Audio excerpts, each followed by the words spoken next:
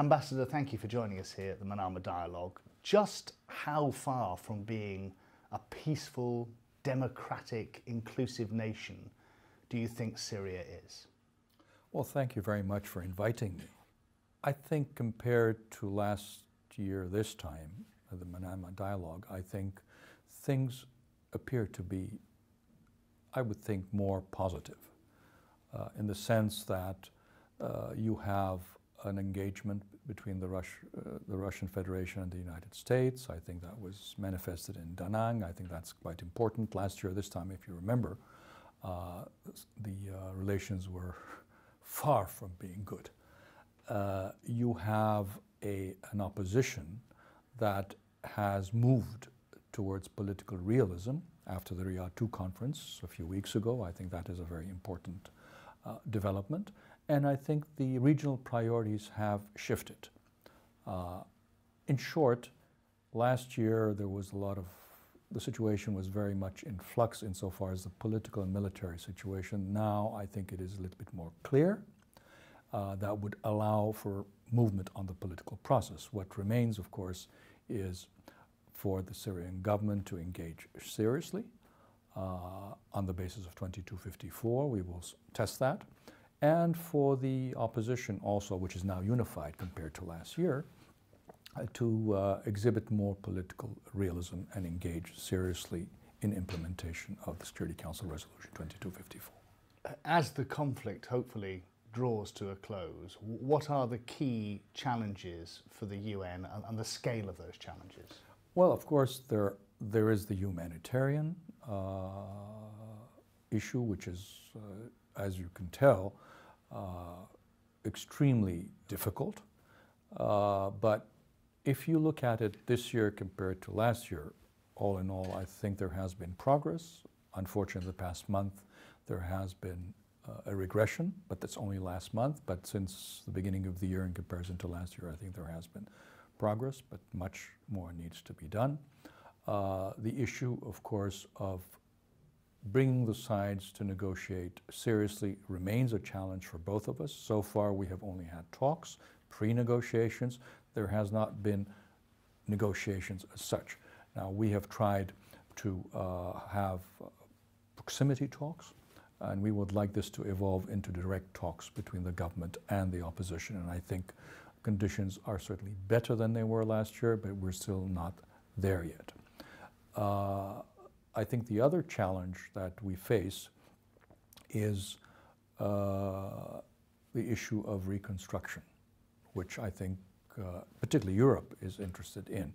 Now, this is an issue that is not on the table right now. We're talking about early recovery and so forth, but the issue of reconstruction is one that has to be tackled in the appropriate way at the right time, but we are not there yet. I can agree with you that overall the general picture seems more optimistic than it was 12 months ago, but just half an hour's drive from Damascus, there are people, there are young children who will die without medical aid. How frustrating is it that aid agencies can't reach them? Well, it's highly frustrating. I mean, I think you are referring to Eastern Ghouta, which has been dramatic in the past few weeks. We continue to work with those who have shown an interest to resolve the problem, whether it is the Russian Federation or the Syrian government, to find a way to have access to Eastern Ghouta, but also to evacuate. I understand there are about 500 cases, almost 500 cases that need immediate evacuation. We're not there yet, but when I left Geneva yesterday, there was some glimmer of hope that this might be resolved. But I agree with you.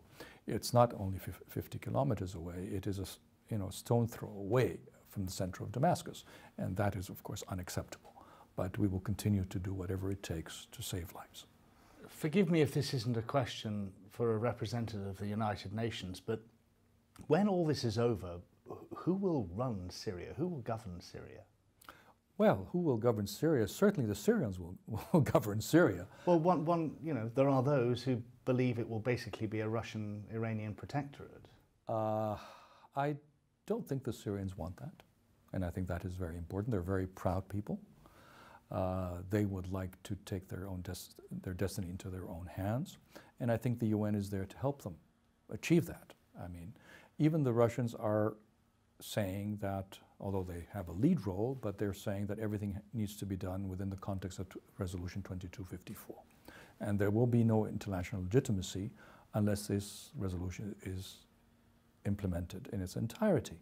And this is why the UN's role is very important. We have the support of the Security Council in that regard.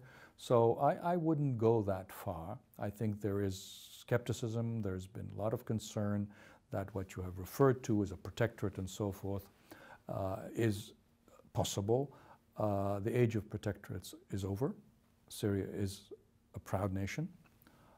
It is very much part of the Arab world and takes pride in that, and I don't think the Syrian people will allow themselves to be under the thumb of anybody, and I think the UN should help them with that. Just finally, in these continued troubled times in this region, how important is this dialogue here to bring people together, to try to find solutions? Well, it's extremely important. It happens in the region. Syria, I mean, there's always been, and I just heard it downstairs now, that the solution in Syria now seems to be led by non-Arab actors. Of course, it is a matter of concern for many, but I think at the end of the day, the Arab dimension needs to be enhanced, and I think as things unfold, it will be. Being here in Manama with many Arabs, as well as others, but certainly many Arabs, both on the military, security, and political side, who have been engaged in trying to find a way to solve the security, I would say, the security challenges in this part of the region is very important. But of course, always bearing in mind that this is a region that is really at the heart of the world, and many other countries have an interest in how do we deal with these interests, but at the same time maintaining the security of the region. It's a huge challenge, and I think it's time that the region takes that into account. Ambassador, thank you for your time.